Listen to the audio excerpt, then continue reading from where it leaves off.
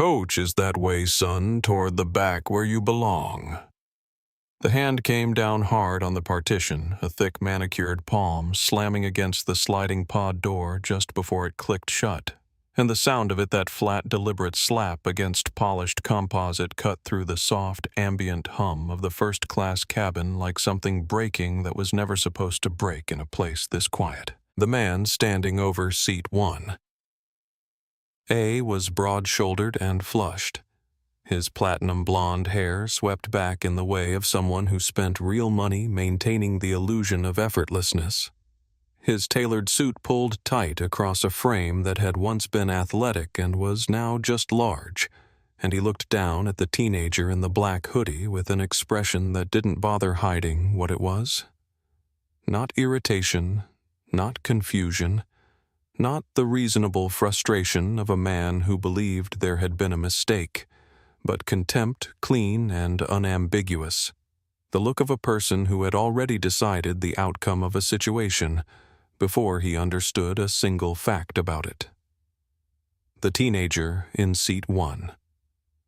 A Jordan Wade, 19 years old, lean and still and entirely unhurried, did not flinch. He didn't startle at the sound of the hand on the partition, didn't pull back from the sudden invasion of his space, didn't reach instinctively for his phone or his bag, or anything that might signal the particular anxiety that comes from being confronted in a closed space by someone larger and louder than you, and the passengers in the surrounding pods, who had, in the way of first-class travelers, been performing an elaborate theater of not noticing one another, stopped performing it entirely because there was something in the quality of Jordan's stillness that made everyone in earshot understand that what was about to happen mattered. Jordan turned his head slowly, pulled one side of his noise-canceling headphones off his ear and looked up at the man. Just looked at him. Not with fear, not with challenge, not with the wide-eyed uncertainty of a teenager caught somewhere he shouldn't be, with the calm, measuring gaze of someone who had already categorized this situation completely, who knew exactly what it was and exactly what it would cost, and who had decided in the space of that single held breath how he was going to handle it. To understand what happened next, to understand the full weight of what was set in motion the moment that hand hit the partition, we need to go back 3 hours to a sovereign lounge at JFK, where a quiet 19-year-old with a very old watch and a very long memory was reading a book on global supply chains and waiting for a flight to London, John F. Kennedy International Airport at 7 in the morning carries a specific kind of chaos rolling luggage and frantic gate announcements and the particular restless energy of people who have somewhere to be and are not entirely certain they will get there. But inside the sovereign lounge of Meridian Atlantic Airlines behind triple-paned glass on the upper level of Terminal 7, all of that was reduced to a kind of visual static something happening on the other side of a window that had nothing to do with the people inside. Jordan Wade sat in a leather wingback chair in the far corner of the lounge. The chair angled slightly toward the window, but mostly toward the book open in his lap, and he looked to anyone who glanced at him in passing like any other teenager who had somehow found himself in a place that was designed for people significantly older and more tired than he was. The black unmarked hoodie was the first thing people registered. Soft, unbranded, the kind of deliberate plainness that read to most observers as either oversight or obliviousness. And the charcoal sweatpants and clean white sneakers completed a picture that the Sovereign Lounge's usual clientele would have filed under upgrade error or employee travel pass without spending another second on it, which was though they could not have known it precisely the point. What the untrained eye missed. What it nearly always missed, which Jordan had long ago stopped finding either amusing or painful and had simply filed under the category of useful, was the texture of the hoodie itself. A bespoke cashmere blend that had been made to his measurements at a small workshop in Milan that did not advertise and did not need to, and the watch that slipped out from beneath the left cuff when he turned a page, a Vacheron Constantine in brushed platinum that his father had placed on his wrist on his 18th birthday, with 2 hands and no ceremony, and the quiet instruction that wearing it was not about showing anyone anything, it was about remembering who made it possible. The book in his lap was 460 pages on global supply chain economics, dense and annotated in the margins in his own tight handwriting, and he had been reading it with the focused attention of someone who was not performing studious effort but actually engaged with the material because Jordan Wade was flying to London to begin a 3-week rotation, shadowing the European division of his father's conglomerate. Wade International and the supply chain book was not homework. It was preparation. His father, Nathaniel Wade, occupied a particular position in the architecture of the business world that was difficult to describe to people who hadn't encountered it directly. Not famous in the celebrity sense, not the kind of wealth that generated magazine covers or social media followers, but the kind of name that appeared in the third paragraph of major financial announcements. The kind of shareholding position that could move a board meeting from theoretical to decided in the space of one phone call. And among his many holdings, a significant and carefully structured position in Meridian Atlantic Airlines itself, a fact that was publicly available in the airline's SEC filings, and that precisely 0 people in that sovereign lounge that morning had thought to look up. Jordan had been raised deliberately and with great consistency to be invisible about all of it, to carry his father's name the way you carry a passport. Something that exists and matters and is entirely yours, but that you do not wave in the air in a crowd. And so he sat in the corner of the sovereign lounge with his cashmere hoodie and his Vacheron Constantin and his supply chain economics book. And he watched the room the way someone who has been taught to think strategically always watches a room, noting exits and noting people, and noting the particular patterns of behavior that reveal to the careful observer more than most people intend to show. The serene quiet of the lounge fractured at 7:42 when Victor Holt walked through the entrance and immediately began filling the space in the way of people who believe that a room's purpose is to receive them. He was 58, platinum blonde hair swept back with the kind of precision that required professional maintenance twice a month, wearing a tailored suit that was expensive, in the way that announces itself rather than simply exists. The cut slightly too sharp, the pocket square slightly too perfect, the tie pin slightly too prominent. Each element calibrated to communicate a status that somehow needed communicating, and beside him was his wife Claudia, wrapped in designer labels from her scarf to her shoes, her expression set in the particular arrangement of features that said she had spent so many years around people performing superiority that she had forgotten it was a performance. Victor Holt was the senior vice president of global acquisitions at Pinnacle Group, a mid-tier commercial real estate firm based in New York, recently promoted after a decade of being almost, but not quite, the most important person in the room. And he was flying to London today to finalize what his CEO had described in an all-hands meeting 3 weeks ago as the deal that secures our next decade, a joint venture with the European division of a major conglomerate that would give Pinnacle the liquidity it desperately needed to service its current debt structure and the market position it needed to survive the competitive pressure that had been building for 2 years. He was, in other words, a man under enormous pressure who had learned over the course of his career that the most effective way to manage pressure was to redirect it outward to find something smaller than himself and assert authority over it.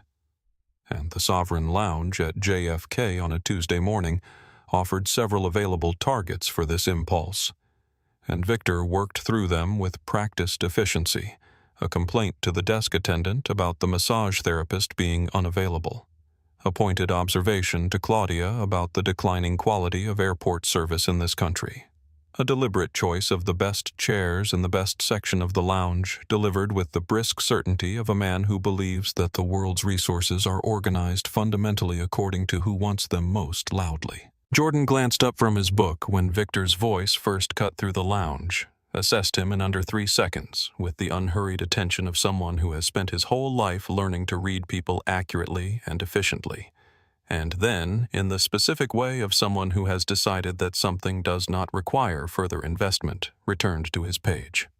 But before his eyes dropped back to the text, his right hand moved briefly without urgency to the slim leather portfolio on the side table beside his chair. and he opened it to a printed page, running one finger down a column of company names in the unhurried manner of a person reviewing familiar material, and near the bottom of the column beside the name Pinnacle Group there was a small circle in pencil light enough to be accidental, deliberate enough not to be, and Jordan's finger paused on it for exactly 1 second before he closed the portfolio, set it back on the side table, and returned to his book. Victor, settling into a chair across the lounge with his champagne and his grievances, never looked at the teenager in the corner again. He would spend a great deal of time in the weeks that followed wishing he had. The boarding call for Flight 614 to London Heathrow came at 8:55, and Jordan gathered his things with the practiced efficiency of someone who travels enough to have eliminated all unnecessary motion from the process, the leather portfolio into the duffel over one shoulder, the book tucked under his arm with the spine out so he could find his page, and made his way to the gate without hurry, because he was Group 1 and the plane would wait. The first-class cabin of the wide-body aircraft was the particular kind of beautiful that does not announce itself, the beauty of materials and proportions and lighting calibrated by people who understood that genuine luxury is not louder than everything else but quieter. And Jordan moved through it with the ease of someone for whom this environment was familiar without being remarkable. Finding seat 1A at the front left of the cabin, stowing his duffel in the overhead with one hand and folding himself into the plush seat with the comfortable sigh of a person settling in for a long journey they have been looking forward to. The privacy pod was everything the Sovereign Lounge had promised. Wide amber-lit, the leather carrying that particular smell of quality that is almost impossible to describe to someone who hasn't encountered it. The kind of smell that says, not expensive, but enduring. And Jordan ran one hand along the armrest, found the controls for the ambient lighting, dimmed them slightly, and began the small ritual of making a long-haul seat into something like a home for the next 7 hours. The flight attendant who appeared at the pod entrance was named Melissa.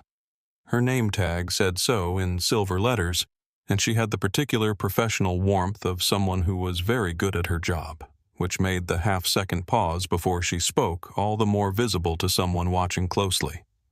The fractional hesitation of a person whose trained smile was running slightly ahead of an internal recalibration that had nothing to do with Jordan's name or his ticket, and everything to do with the hoodie, the youth, the particular combination of factors that her brain was attempting to process against the context of seat 1.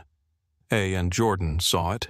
He always saw it, had been seeing versions of this specific look his entire life, and he let it pass without comment because commenting on it in his experience served no one. He ordered sparkling water with lime, thanked Melissa by name, and she brought it with a warm smile that had fully reassembled itself, and everything was fine, and he opened his book.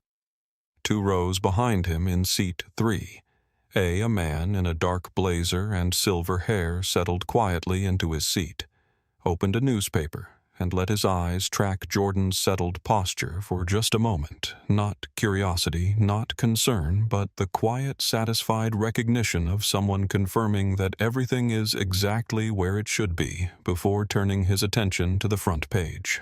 14 minutes later, Victor Holt boarded the aircraft, looked at his boarding pass, looked at the row numbers, and stopped. Victor stood in the aisle of the first-class cabin with his boarding pass in one hand, and the particular expression of a man whose internal reality has just been contradicted by external fact. And the fact in question was Seat 1.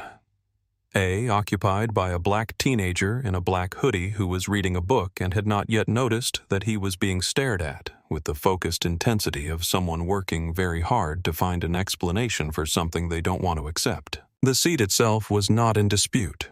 The overhead numbers were clear. The layout of the cabin was exactly as Victor had flown it a dozen times before the premium pod at the front left of the aircraft that he had been requesting through his assistant on this specific route for 3 years. But the person in it was wrong. Wrong in a way that Victor's mind processed, not as this person has a ticket for this seat, but as this person does not belong in this seat, which is a distinction that reveals in the making of it something essential about the person making it. He told Claudia to wait, adjusted his tie, and walked toward seat 1A. Jordan was reaching for the pod door to slide it shut when the hand came down on the partition, that flat, deliberate slap that would, in the hours and days that followed, be described by 11 different passengers to 11 different investigators in essentially identical terms. And he looked up, as we have already seen, with the calm, unhurried gaze of someone who knew exactly what was coming. "Excuse me, son," Victor said. And the word son was doing a great deal of work in that sentence, carrying the particular freight of condescension that disguises itself as familiarity, while communicating something much more specific about the relationship it assumes between the speaker and the person being spoken to. "I think you're in the wrong section. Coach is that way toward the back." Jordan removed one side of his headphones, unhurried, and looked at the older man with an expression that gave nothing away. Not anger, not embarrassment, not the eager-to-please anxiety that Victor had perhaps expected to see in a teenager confronted by a large, authoritative adult in a confined space, just the clean, assessing regard of someone taking inventory. He reached into the pocket of his hoodie, produced his boarding pass, and held it up. The name on it was clear: Wade/Jordan J. Seat 1, a first-class full fare. Victor stared at the pass for 3 full seconds, his jaw working slightly, and then he looked back at Jordan, and then at the pass again, and the sequence of that look pass, then face, then pass, told a story about the kind of processing happening behind his eyes, the kind that refuses the evidence in front of it, because accepting that evidence would require accepting something about himself that he was not prepared to accept. "Let me see that," Victor said, and reached for the ticket. Jordan pulled his hand back in a single clean motion. Not dramatic, not aggressive, just immediate and decisive. And his voice when he spoke was level and quiet, and contained a quality that several passengers later described as sounding much older than 19, which was not quite right. It sounded exactly 19, but 19 raised by Nathaniel Wade, which is a different thing entirely. "Do not touch my property," Jordan said. "I suggest you find your assigned seat and leave me alone." And something shifted in Victor Holt's face. The fake politeness that had been holding the surface together dissolved, not all at once, but in visible stages, like watching a structure fail in slow motion, and what replaced it was simpler and uglier and entirely unambiguous. And his next words came out not as the reasonable concern of a man addressing a seating mix-up, but as the barely restrained fury of a person who has decided that a rule he made up in his head has just been broken by someone who had no right to break it. "Listen here," Victor said, leaning into Jordan's space in a way that reduced the distance between them to something no longer comfortable, his voice dropping to the register that people use when they want to hurt without being overheard. "I don't know whose frequent flyer miles you stole or what kind of error put you in this seat, but I am a Diamond Elite member with this airline. I fly over 100,000 miles a year, and I belong in row 1. You are going to get up, and you are going to move." Jordan's right hand rested on the armrest, completely motionless, and the only thing that moved in the following silence was the single long exhale through his nose before he spoke again. 1 sentence. 2 seconds, no argument, no explanation, no concession. "I am exactly where I am supposed to be." Melissa arrived at the pod with the professional concern of someone trained to detect and de-escalate exactly this kind of situation, and she read the room in the immediate, comprehensive way of a flight attendant with 6 years of experience, which meant she understood within approximately 4 seconds of arriving precisely what was happening and precisely what her choices were. On her left, Victor Holt, platinum hair diamond elite pin gleaming on his lapel. Expensive suit. The flushed and furious face of someone accustomed to getting what he asked for. Everything her 6 years of training had categorized as the passenger who files the complaints, who gets the crews reprimanded, who writes the 3-page letters to corporate that end careers. On her right, Jordan Wade, 19 years old. Black hoodie sneakers sitting in the most premium seat on the aircraft, with the stillness of someone entirely comfortable there. Everything that her 6 years of training had. through no one particular lesson but through the accumulated weight of 1,000 small choices embedded in the culture she'd learned to work within, categorized as the anomaly that needs to be explained. She looked at Jordan's boarding pass when he held it up, and she saw the name Wade/Jordan J. And she saw the seat number 1A, and she saw the fare class notation. First/full, and none of it was ambiguous, and none of it suggested error. And she knew in the unambiguous, undeniable way of someone looking at clear information in good light that Jordan was exactly where he was supposed to be. And then she looked at Victor, who was tapping his foot and staring at her with the expectant authority of someone waiting for the correct answer, and she felt the weight of 6 years of conditioning pressed down on a decision that should have taken no time at all, and she made the wrong choice. "Mr." Wade Melissa said, and her voice had taken on the careful, apologetic tone of someone delivering bad news they have not fully committed to. "I do see your boarding pass, and what appears to have happened is a load balance recalibration in our system. It's a technical protocol that occasionally reassigns front row seating to optimize weight distribution on the aircraft, and because Mr. Holt holds Diamond Elite status, the system has given priority to his historical seat preference." She offered Jordan a seat in Premium Economy Row 15 and a $600 travel voucher, and she delivered this offer with the smooth professionalism of someone who has decided that the lie she is telling is a small one, a technical one, a lie in service of a result that she has already decided is correct, and the specific ugliness of that reasoning, the way it dressed prejudice up as procedure, would cost her more than she could currently see. Victor straightened, crossed his arms, allowed himself a small smile of triumph.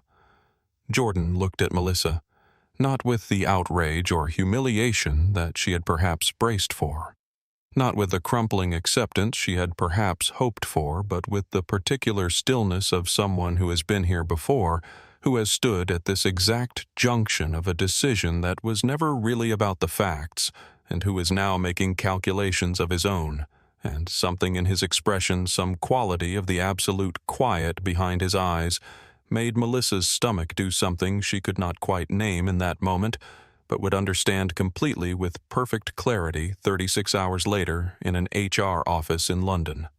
In seat 3A, the man with the silver hair and the dark blazer turned a page of his newspaper, and his hand paused on the paper for just a moment, barely long enough to notice before continuing. Sarah Jordan said, and the use of Melissa's name, which he had read from her name tag when she first brought him his water, landed in the conversation with a quiet precision that changed its register slightly, that said, "I see you as a specific person, not a uniform, and I want you to understand that what you've just described is not a real airline protocol, and I think you know that."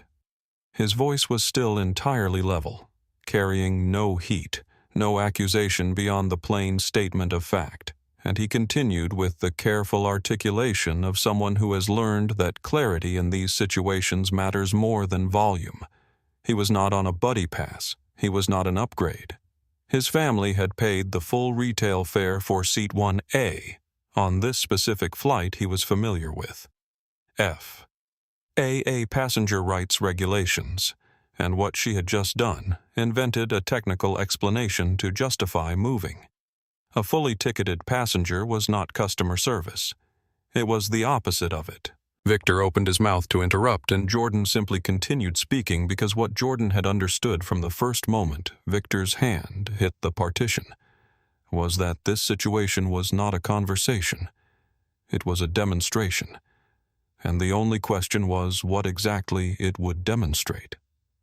"And you," Jordan said, shifting his gaze to Victor with the unhurried directness of someone delivering a verdict rather than an argument, "are embarrassing yourself." Victor's face went through several things very quickly.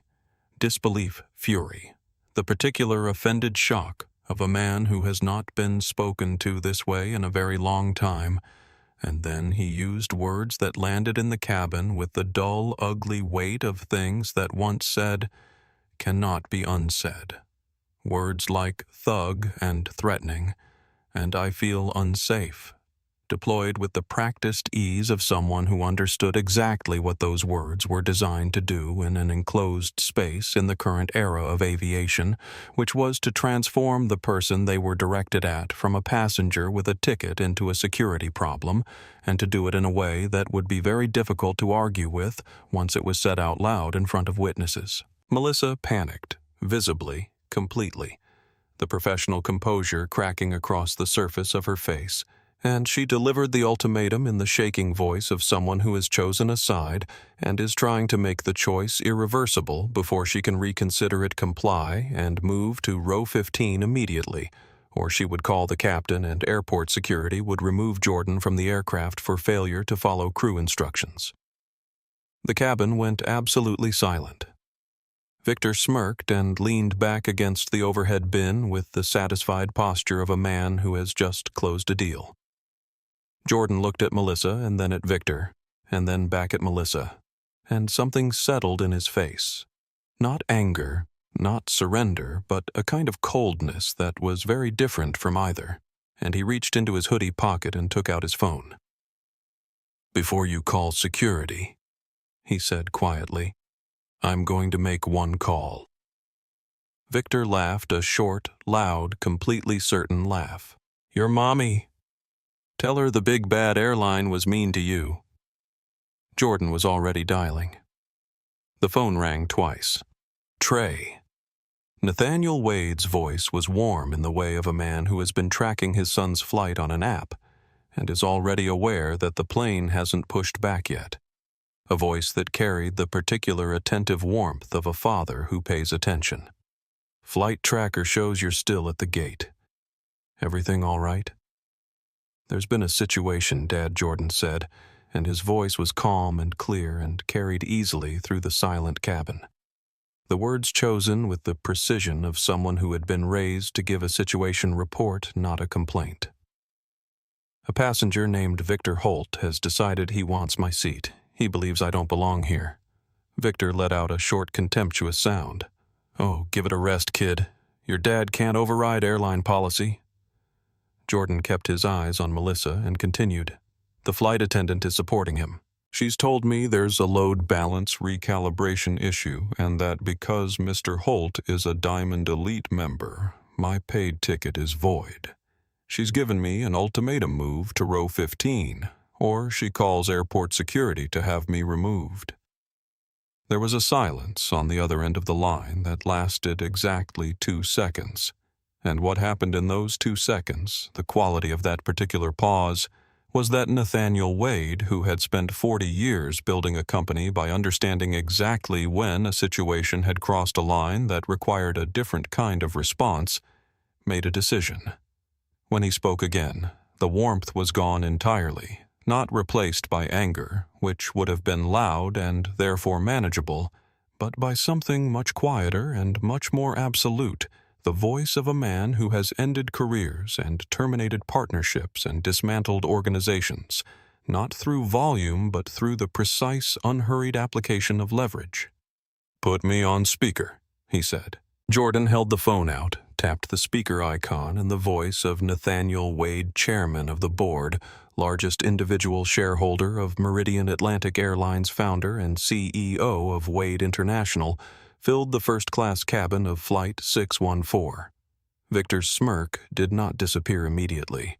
It took 3 full seconds to die, and watching it go was the most precise preview of everything that was about to follow that the universe could have provided. Nathaniel's voice through the phone speaker had the quality of a thing that occupies a room without filling it, not loud, not theatrical, each word placed with the deliberate economy of someone who does not repeat himself, and he identified himself fully and without preamble, his name, his title, his position as majority shareholder of the airline, and then, in the same unhurried register, he asked Melissa to explain in her own words why she had threatened his son with security removal over a seat that Nathaniel himself had purchased. Melissa's mouth opened. Nothing came out. The tablet in her hands had become an object she no longer knew what to do with, and the Diamond Elite pin on Victor's lapel, which had seemed so definitive 60 seconds ago, now looked like a very small thing to have staked a career on, and she was still attempting to locate a sentence when Nathaniel said with a quiet finality that did not require emphasis, "I'll be calling operations directly. Do not touch my son's seat." The line went silent. Less than 90 seconds passed. Jordan counted them, not because he was anxious, but because he was the kind of person who counted things, who noticed intervals and made note of them. And then the cockpit door opened with the specific weighted click of something that is not opened casually.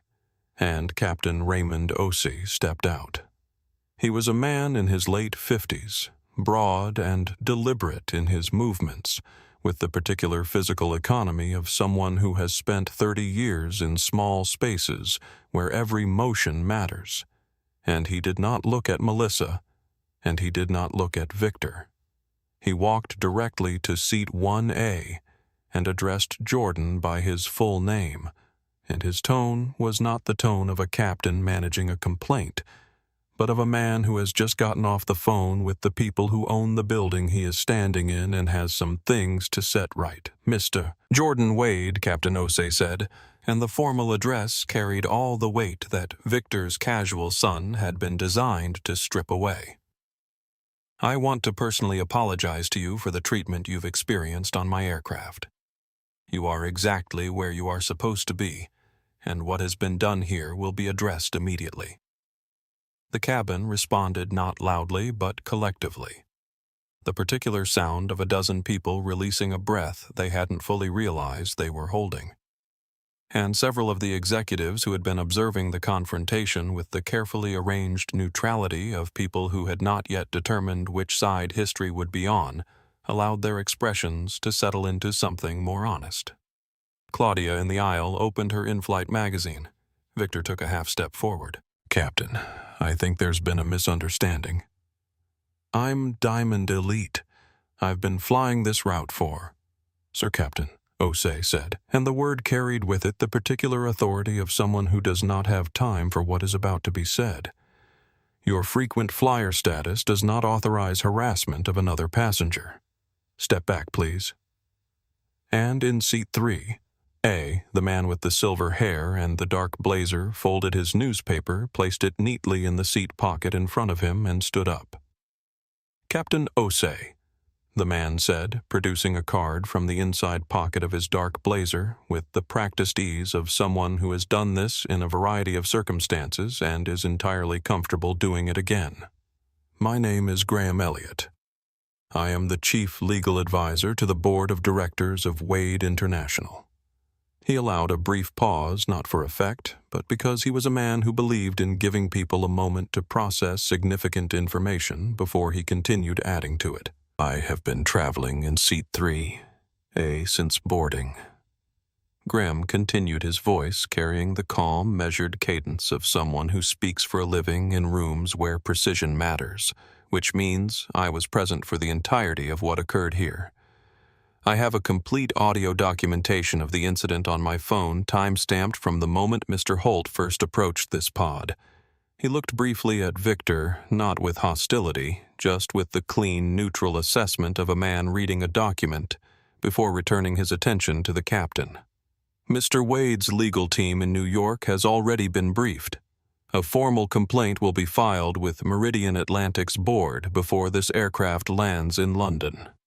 Victor stared at Graham with the expression of a man watching the floor turn out to be a trap door. Graham is not a dramatic person. Drama, in his experience, is what happens when people are not prepared, and so his delivery of this information had the quality of a weather report, factual and unhurried, and entirely unconcerned with how it was received.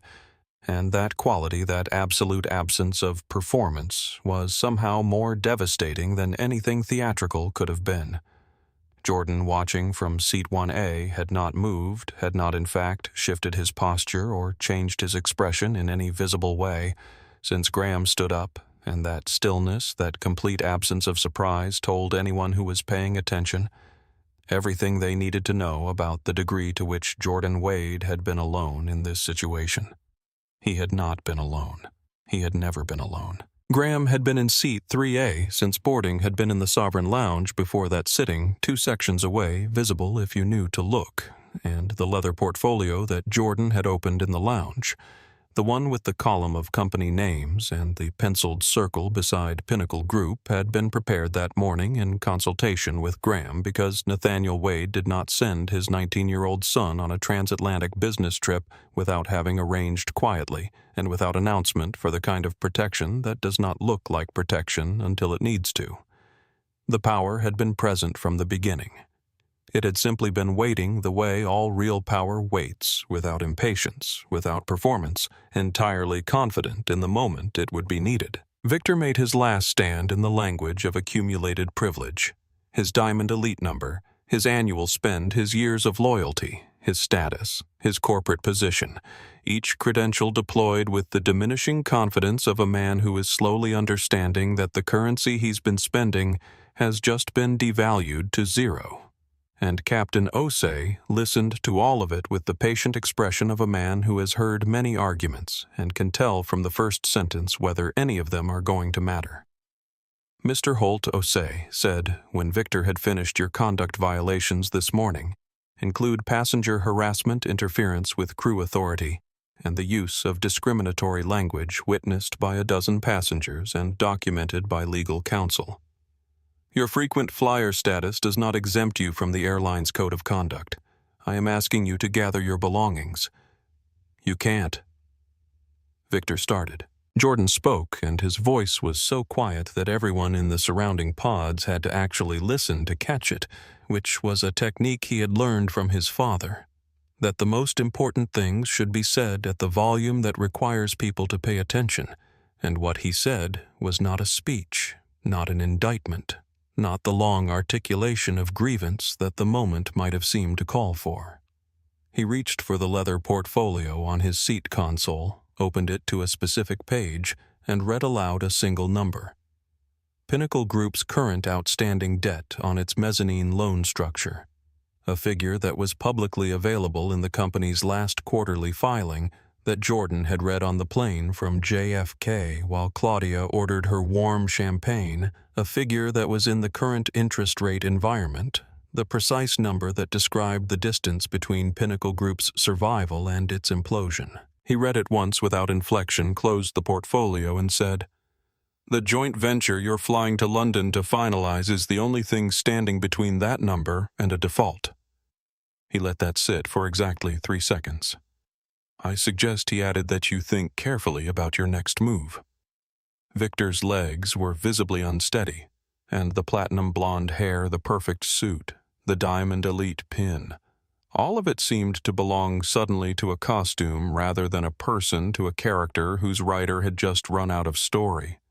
And when Captain Osei nodded to the flight deck and 3 Port Authority officers appeared at the forward galley door, stepping onto the aircraft with the measured, unhurried authority of people who have been called and have come the symmetry of it, the fact that these were the exact weapons Victor had tried to use against Jordan arriving now for him was the kind of justice that does not require narration. Claudia did not stand up. She turned a page of her magazine.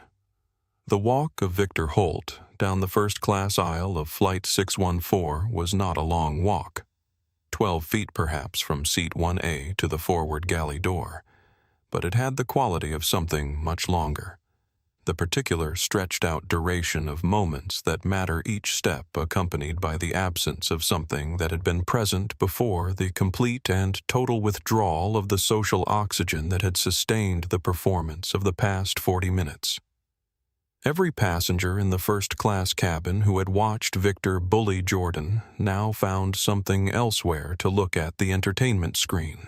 The window, the in-flight magazine, the middle distance, and the specific nature of that collective turning away was not simply avoidance.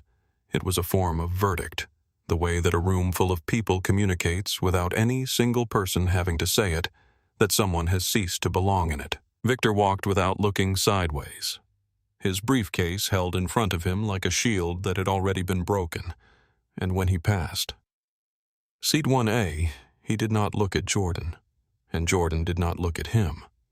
Jordan had already reopened his supply chain.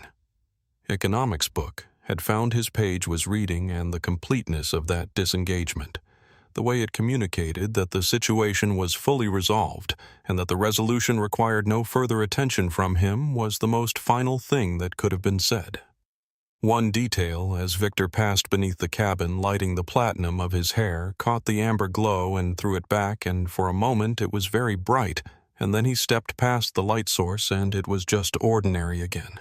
Just the hair of a man walking toward a consequence he had spent the morning building with his own hands. Captain Osei turned to Melissa when the door had closed behind the officers and the aircraft had returned to its pre-boarding quiet, and he said 4 words in the calm private register of a man who has cleaned up someone else's mess and intends to make sure it doesn't happen again.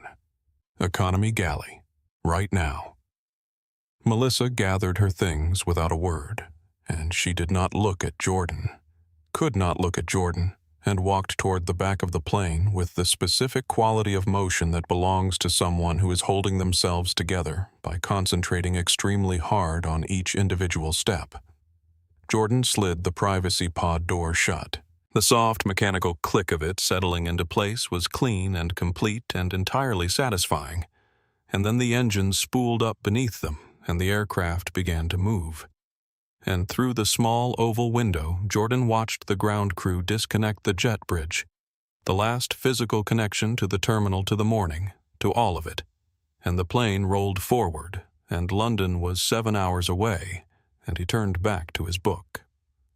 The aircraft leveled off at 35,000 feet somewhere over the dark Atlantic, and the first-class cabin settled into the particular stillness of a long-haul flight.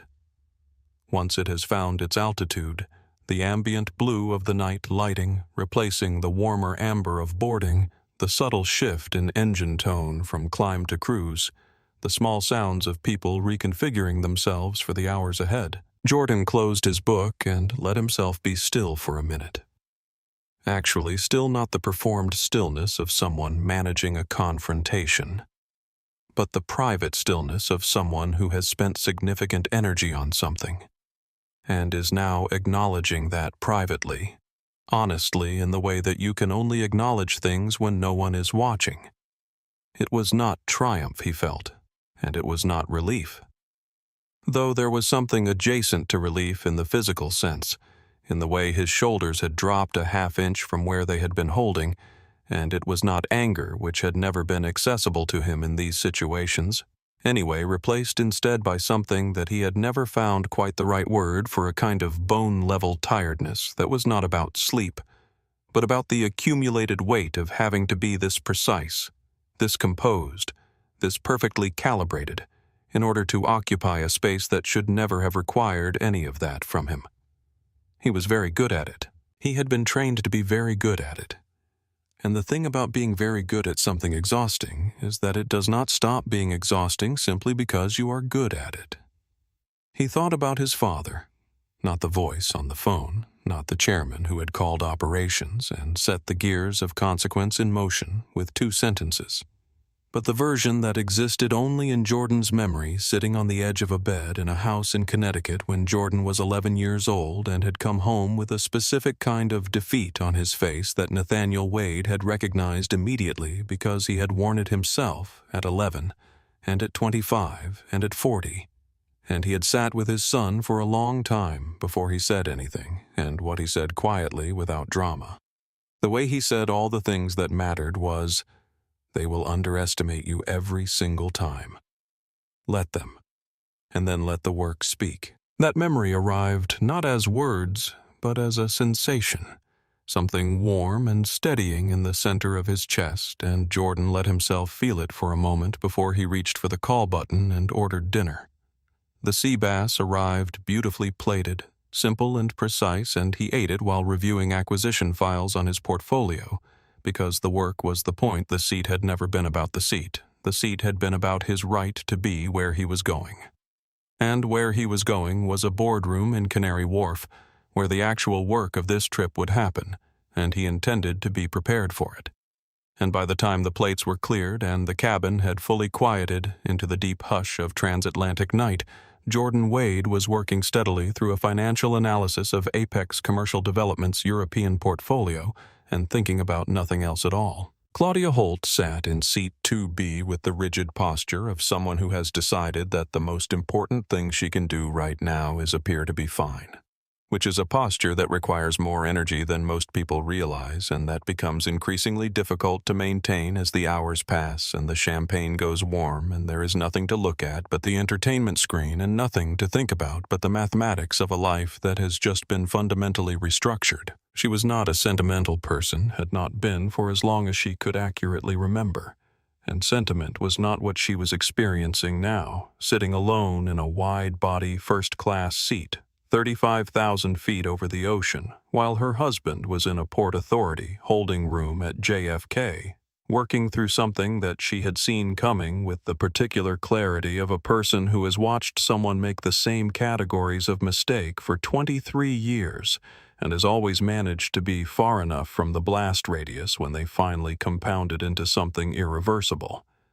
Until today, when she had been in the aisle. What she was experiencing was not grief, was nowhere near grief, but the cold, specific fury of a person who has been collateral damage in someone else's self-destruction, and she was channeling that fury in the only useful direction available to her, which was forward, which was the methodical mental process of cataloging their shared assets, estimating the fair market value of the Hampton estate in the current interest rate environment, calculating her exposure in the joint accounts, composing in her head the text she would send the moment this aircraft landed at Heathrow. She had married Victor for what he represented the SVP title, the Pinnacle Group stock options, the particular social position that came with being the wife of a man on his way up. And what had been true this morning was that Victor was, or had seemed to be on his way up. And what was true now was that Victor was not on his way anywhere except down, and Claudia was a person who had always known the difference between a rising current and a falling one, and had always, without apology, chosen the former. She ordered another drink. The flight attendant who brought it was not Melissa, was one of the other cabin crew, someone young and professional who smiled warmly and asked if she needed anything else, and Claudia said no, thank you, and returned her attention to the entertainment screen. And she did not, at any point in the next 6 hours, think about the teenager in seat 1A, because she had never been in the habit of thinking about people she had already categorized as irrelevant, and Jordan Wade had never in Claudia's brief and disinterested assessment been anything other than that, which was in its own way as revealing as anything her husband had said. The economy galley of a wide-body aircraft at 3 a.m. transatlantic time is one of the least romantic environments that exists, and Melissa pushed the beverage cart through it with the professional efficiency of someone who has trained herself in the last 2 hours to put one foot in front of the other and do the job in front of her, because the job is the thing you have when everything else has been taken, and she still had the job for now for the remaining hours of this flight, and she intended to do it correctly, even if correctly was all she had left. The transition from first class to economy, the physical reality of it, the noise and the tightness and the particular compressed energy of 240 people in a space designed to be endured rather than enjoyed, was a shock that she felt in her body, having spent 6 years working very hard to never have to experience it from this side of the curtain. And the uniform, that had felt like an achievement this morning, now felt like it belonged to someone else. But worse than the noise, worse than the cart and the plastic cups, and the passenger in 38C who had already asked her the same question 3 times, was the thing she was carrying that had nothing to do with the beverage service the moment she replayed on a loop that she could not quite stop the precise second the wrong choice had been made. Not when Victor demanded Jordan move she had been trained to handle.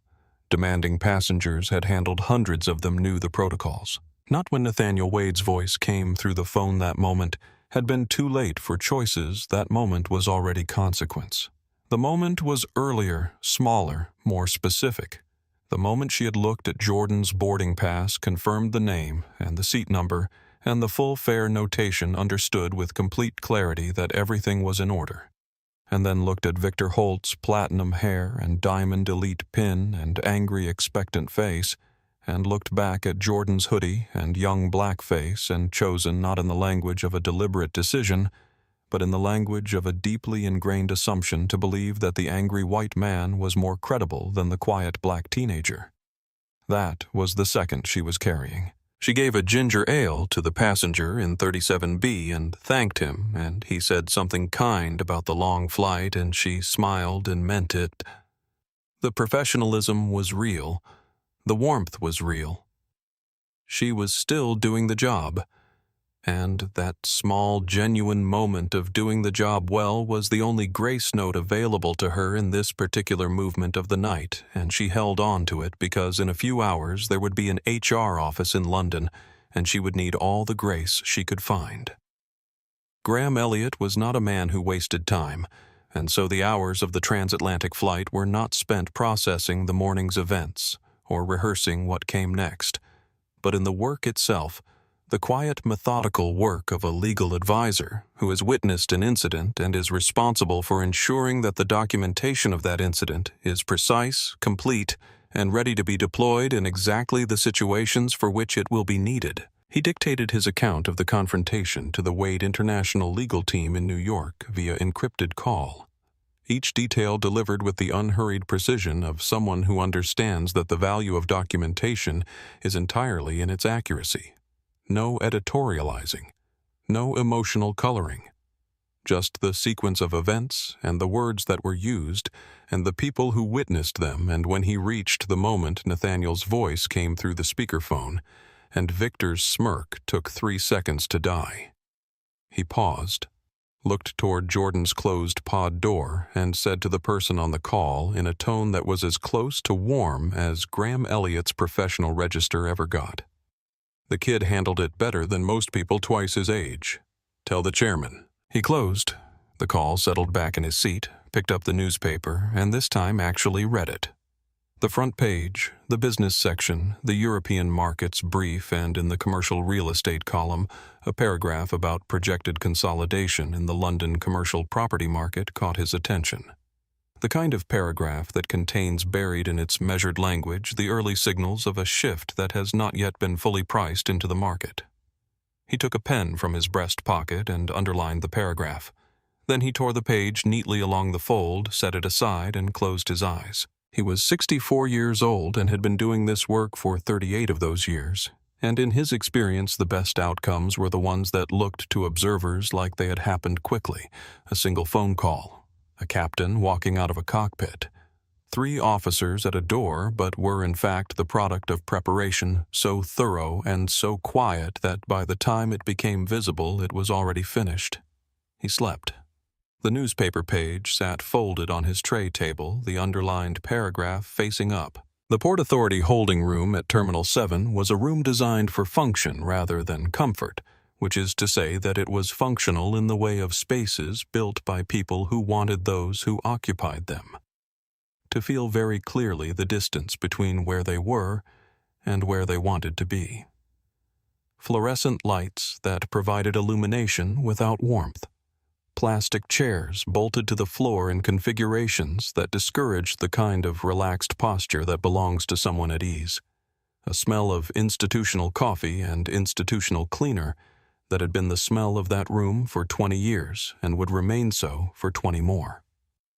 Victor Holt had been in this room for 6 hours. He had been charged formally in writing with a case number and a processing officer who addressed him by last name without the Mr. with public disturbance interference with crew authority and passenger harassment. And the processing had been clinical and unhurried and entirely unmoved by his statements about his Diamond Elite status, or his annual flight spend, or the importance of the London meeting he was supposed to be at, because the Port Authority police were not in the business of weighing inconvenience against conduct violation and arriving at some kind of compromise. They were in the business of documentation and procedure, and both were proceeding exactly as designed. His phone had been returned to him during processing, and when he turned it on, the screen populated immediately with notifications, voicemails first. Chronological, his CEO. Derek Ashworth's voice beginning in confusion. Victor, what on earth happened? Call me immediately, and progressing through increasing alarm. I need you to call me right now. The Meridian situation is escalating and arriving by the 5th message, had a cold, contained fury that Victor recognized as the voice Derek used when the performance review was over and the decision had been made. A text from the Pinnacle CFO, the Meridian Atlantic commercial property renewal, the secondary deal that Pinnacle had been quietly leveraging against its debt exposure, was on hold pending review of the incident.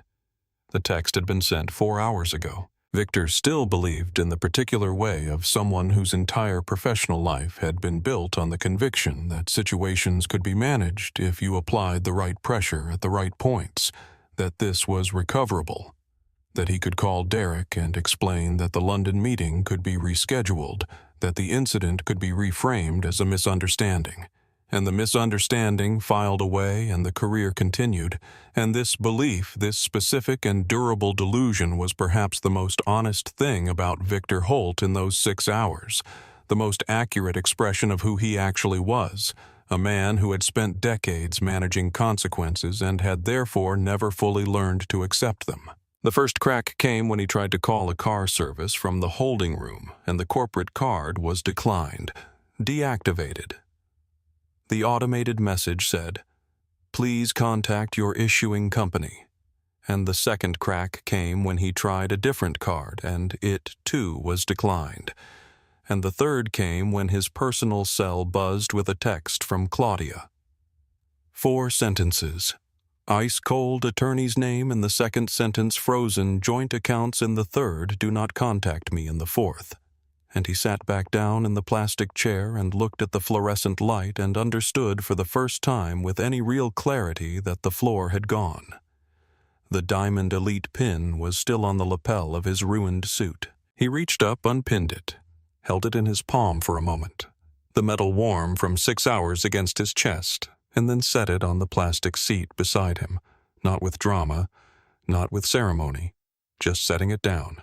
And when he stood up to leave, it was still there, and he did not pick it up. The European headquarters of Wade International occupied the upper 12 floors of a glass and steel tower in Canary Wharf, and it had the particular quality of buildings that are confident in themselves, not imposing, not grandiose, but simply very good. The quality of materials and design that does not need to announce itself, because it is already obvious. And the boardroom on the 45th floor, which looked out over the Thames and the city, and the particular gray-silver quality of the London morning light, had been the site of significant decisions for 22 years, and it knew how to hold the weight of them. Derek Ashworth, CEO of Pinnacle Group, arrived at 9:05 with his CFO, Simon Croft, and the practiced desperation of a man who has been on calls since 3 in the morning and has arranged his face into an expression of controlled professional calm that is not fooling anyone who looks closely at it. And they were shown to the boardroom and offered water, and they took the water and sat down. And the third chair, the one that should have held Victor Holt, was empty and conspicuous in the way that empty chairs always are when the absence is loaded with meaning. Derek had a plan which he had rehearsed on the Heathrow Express from the hotel. Victor had been terminated.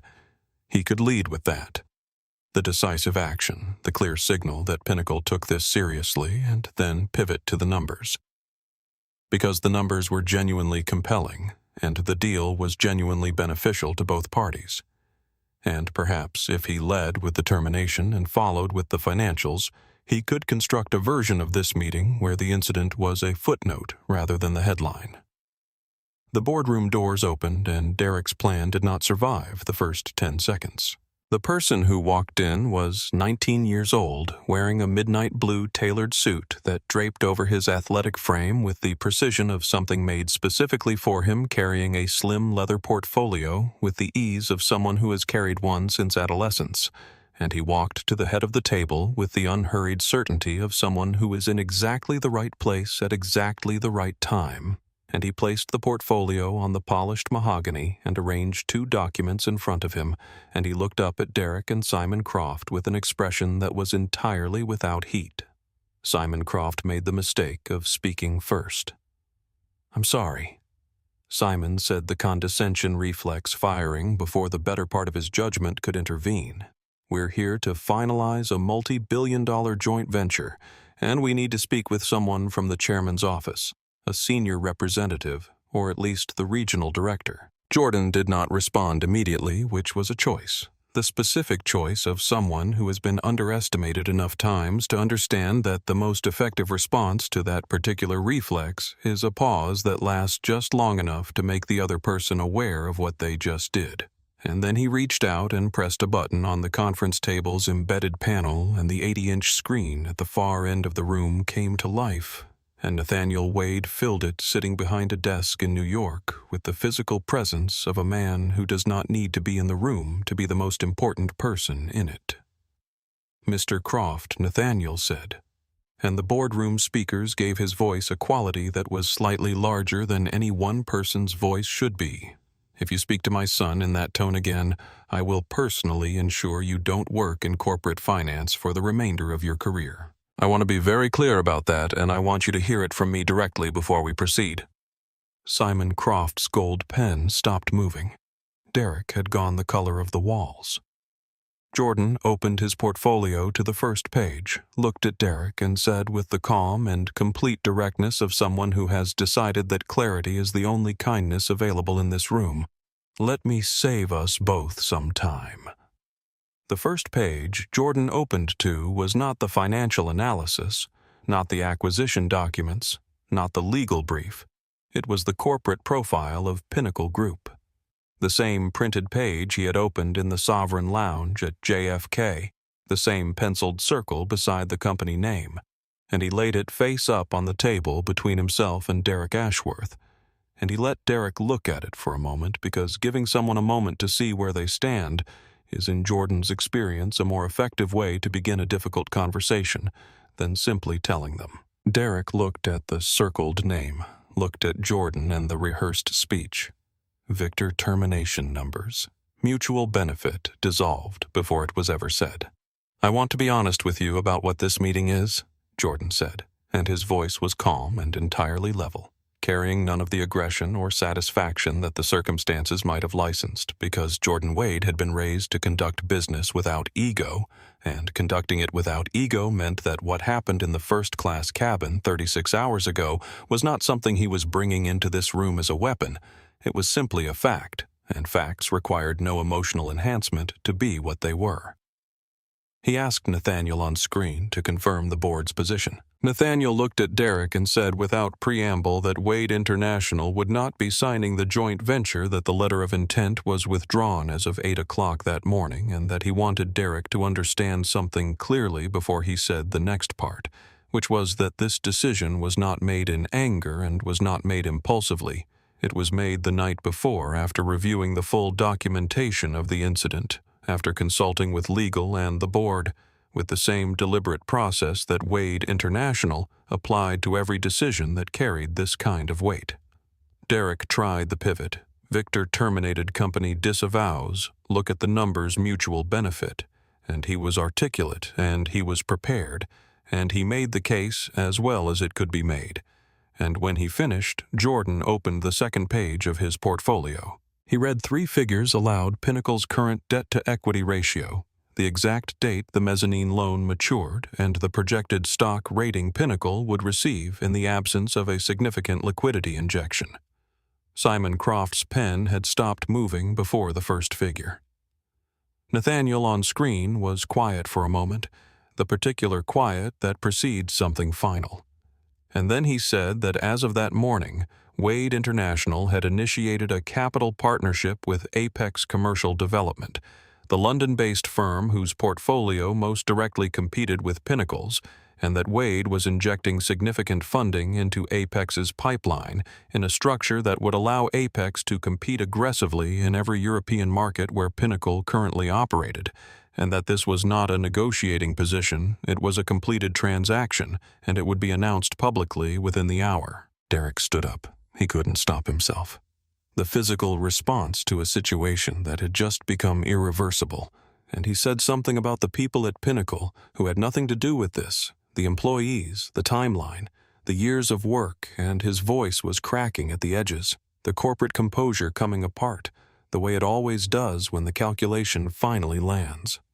Jordan looked at him, and there was something in Jordan's face in that moment, not satisfaction, not coldness, but something closer to the complicated acknowledgement of a person who understands that consequences always extend beyond the people who deserve them.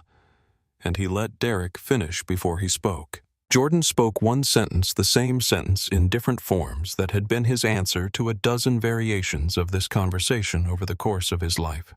The sentence that his father had given him at 11 years old, and that had become, over the years, the most honest expression of why the work mattered. A company's character, he said, is built into the decisions made by the people it promotes and protects. He did not elaborate. He closed the portfolio with a clean, decisive snap. The sound of something ending, stood up and buttoned his jacket, and for a moment he looked at Derek and Simon Croft across the length of the mahogany table. Two men sitting in the ruin of a morning they had arrived at believing was going to be a triumph. And what he felt in that moment was not triumph himself, because the situation had never been about. Triumph had always been about the simpler, more durable thing, which was the right to sit in a seat you had paid for and be treated as a person rather than a problem. He reached into the portfolio one last time and produced a single additional document, the newspaper page that Graham Elliott had folded and underlined on the flight from New York. The commercial real estate column with the paragraph about market consolidation. The paragraph that contained, if you knew what to look for, the early signals of exactly what was about to happen to Pinnacle's position in the European market.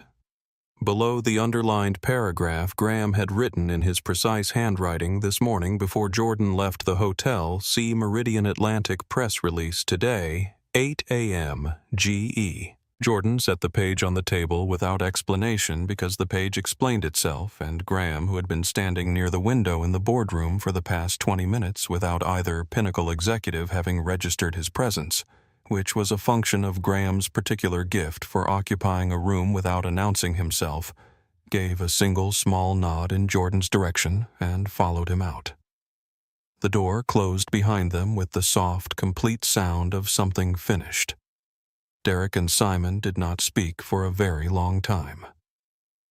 Outside the boardroom window, the Thames moved through the London morning with the complete indifference of water carrying everything toward the sea. If you find yourself believing that a young person's worth should never be determined by the clothes they wear or the assumptions others bring to a room, if you believe that dignity is not something that should have to be earned in the presence of people who were already wrong, then share this story with someone who needs to hear it and subscribe to our channel, because these are the stories that matter. Section A. Victor Holt was released from the Port Authority holding facility on the afternoon of the same day. His flight landed in London without him, and the first thing he did when he stepped through the doors of Terminal 4 into the cold New York wind was turn on his phone and stand very still while the notifications loaded, and he stood there for a long time. The voicemail from Derek Ashworth, formal, cold, precisely worded, terminated his employment at Pinnacle Group, effective immediately for cause citing. Gross misconduct, public conduct, violation, and breach of the corporate ethics agreement he had signed upon receiving his promotion, and enumerated the consequences. No severance, stock options, voided the corporate card deactivated as of the previous morning, a formal statement to be released publicly in the interest of the company's legal position. A message from Pinnacle's corporate communications team asked him to refrain from public statements and to direct any media inquiries to the company's PR firm. 3 colleagues, men he had worked alongside for a decade, men who had attended his promotion dinner and called him a friend, had in the course of the day not returned his calls.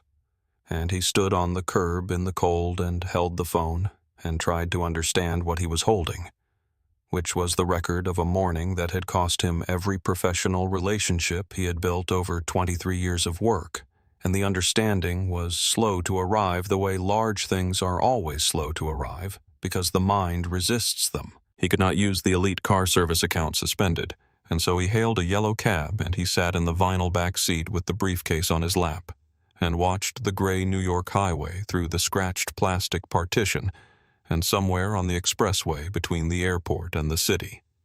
He became aware that he was still wearing the suit he had put on that morning in the Hampton house, still wearing the shirt he had slept in, He hadn't slept still wearing the tie he had adjusted in the Sovereign lounge mirror while looking at a teenager in a black hoodie and feeling something he had told himself was righteous. The Diamond Elite pin was still in the holding room on a plastic chair. He would not go back for it. Section B. Melissa. The HR office of Meridian Atlantic Airlines London operations occupied the fourth floor of a building adjacent to Heathrow's Terminal 3, and it had the particular quality of institutional spaces that have absorbed a great deal of human difficulty over the years. Neutral walls, practical furniture, a window that looked out at a service road and a parking structure, rather than anything that might suggest the world was beautiful.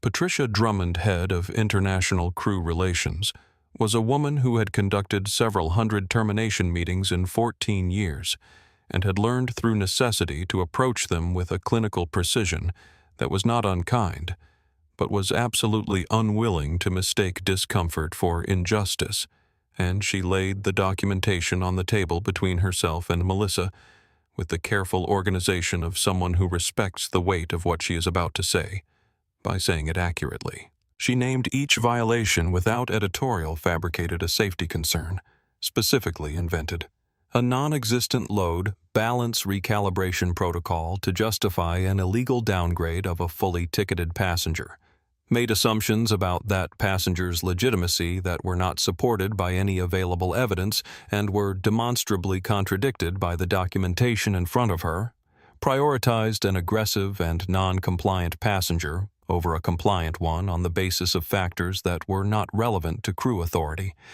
and did all of this in front of 12 witnesses, one of whom was a legal advisor who had documented the incident in real time. Melissa signed the termination letter without argument. She had run out of argument somewhere east of Iceland, somewhere in the darkness above the Atlantic, somewhere in the exact moment she had identified and could not stop identifying the second the wrong choice had been made, and she surrendered the first-class wings pin and the crew ID badge, and she was professional about it, which was the only form of dignity available to her in that room, and she took it. Before she stood to leave, she asked Patricia one question, not about the record, not about appeals, but whether Jordan Wade had received a formal apology from the airline, and Patricia said yes from Captain Osei, documented and filed, and Melissa nodded and stood and walked to the door. She stopped with her hand on the handle, not to say anything, just pausing the particular pause of someone about to step into a version of their life that they cannot fully picture yet. And then she opened the door and walked through it. She would not fly again. 6 months later, she would be wearing a different uniform behind a different counter, and the work would be different and smaller than what she had worked toward, and she would carry the specific second of the wrong choice every day, and she would understand it more clearly with each passing month. Not the bias itself, which had lived in her like something inherited and unexamined, but the moment she had been given the clear information, confirmed it, and chosen to override it. And if that understanding came too late and cost too much, it was still understanding, and she would not waste it. Section C. Claudia. Claudia Holt landed at Heathrow at 9:47 in the morning, and by 10:30 she was in her hotel suite with her attorney on the phone and Victor's luggage piled in the corner where the hotel porter had left it uncollected, and she conducted the call with the efficiency of someone who has been mentally preparing for it for 7 hours. The Hampton estate, the investment accounts, the art. She knew the valuations, had always known the valuations, had always maintained a private parallel understanding of the assets that she had understood instinctively from the first year of the marriage that she might one day need, and the attorney confirmed the filings and the frozen accounts and the timeline, and she listened and made notes and asked precise questions and thanked him and ended the call. She looked at Victor's suit jacket on the chair, the one he had packed in the garment bag for the London meeting, pressed and perfect, hanging on the back of the desk chair where she had put it when they unpacked the night before, and she felt nothing, which was the most accurate description of what she felt, the clean, honest zero of a completed calculation. She ordered room service, opened her laptop, and began. Section D. Derek and Pinnacle. The Apex partnership announcement went public at 10 o'clock London time, and Pinnacle Group's stock fell 14% before noon, and the financial press was on it by early afternoon, with the particular enthusiasm that financial journalists reserve for a story that is both about money and about something more interesting than money, because the something more interesting in this case was the reason, and the reason had a video taken by a passenger in first class, clear and unambiguous, widely distributed, and the video had comments, and the comments had a consensus. Derek's public statement, Victor terminated company disavows committed to diversity and inclusion. Formal review underway arrived 36 hours after the incident, which is to say, it arrived in the particular purgatory of too late to lead with sincerity and too early to be read as anything other than crisis management. And the press read it accordingly, and the board read it less charitably than the press. 3 board members called for Derek's resignation before the end of the week, and the reason they gave was not the incident itself, but the pattern behind it.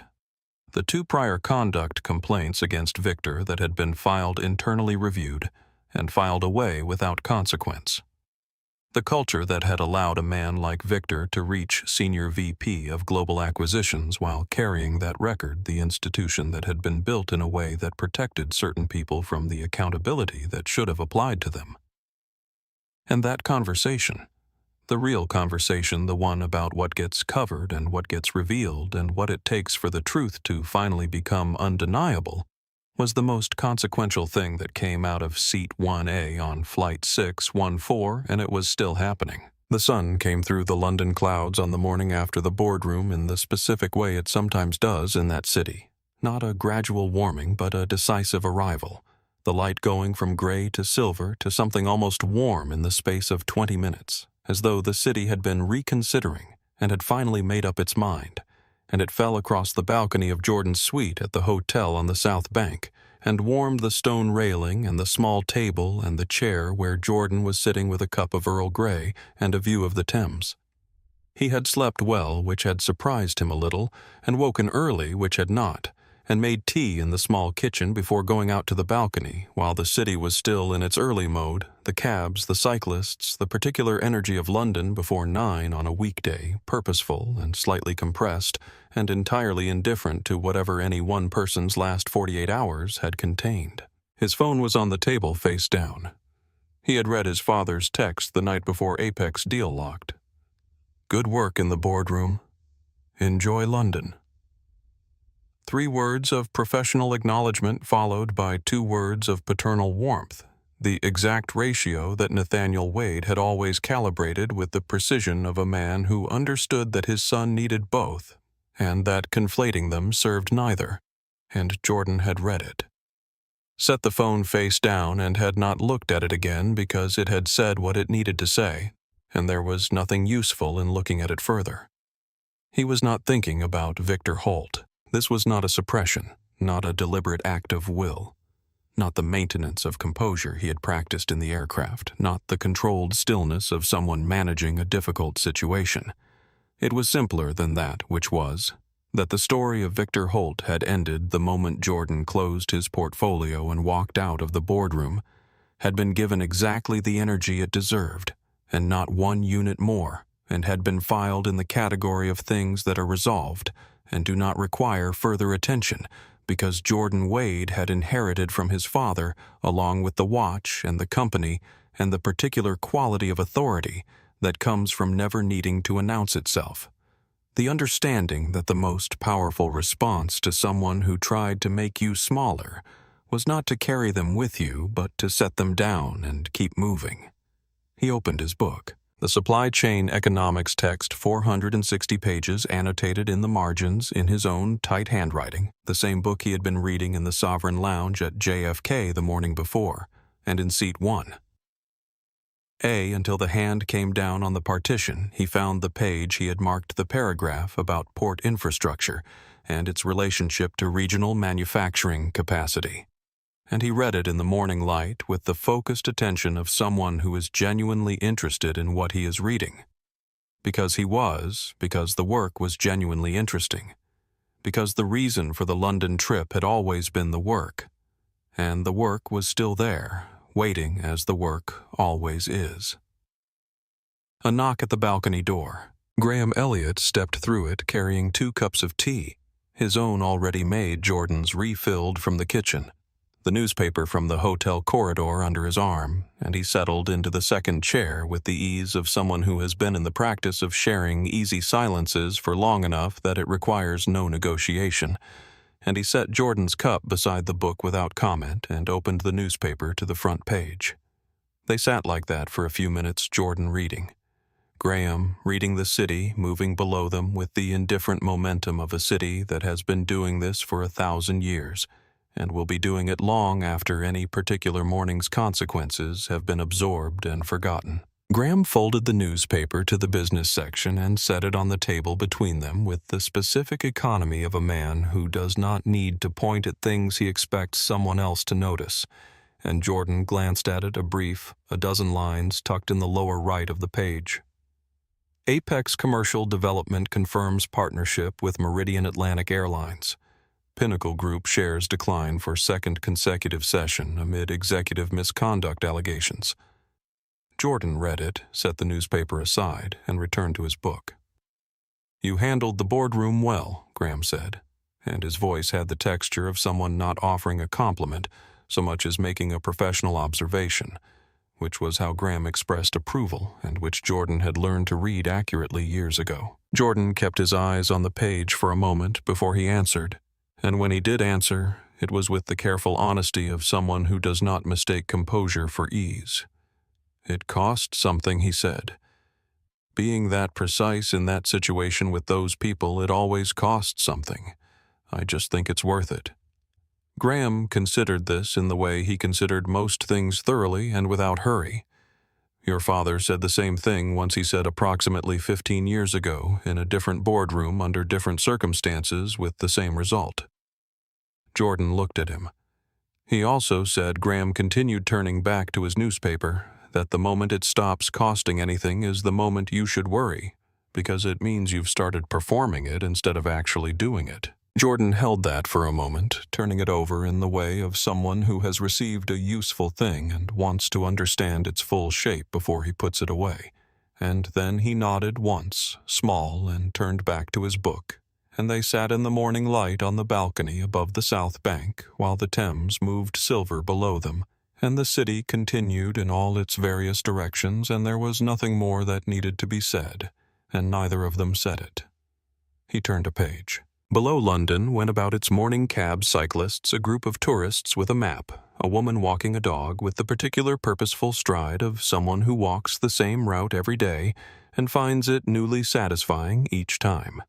And Jordan Wade read his book in the light of it, unhurried 17 hours from his next meeting and 3 weeks into the beginning of everything he had been preparing for, and the work was ahead of him, and the work was the point.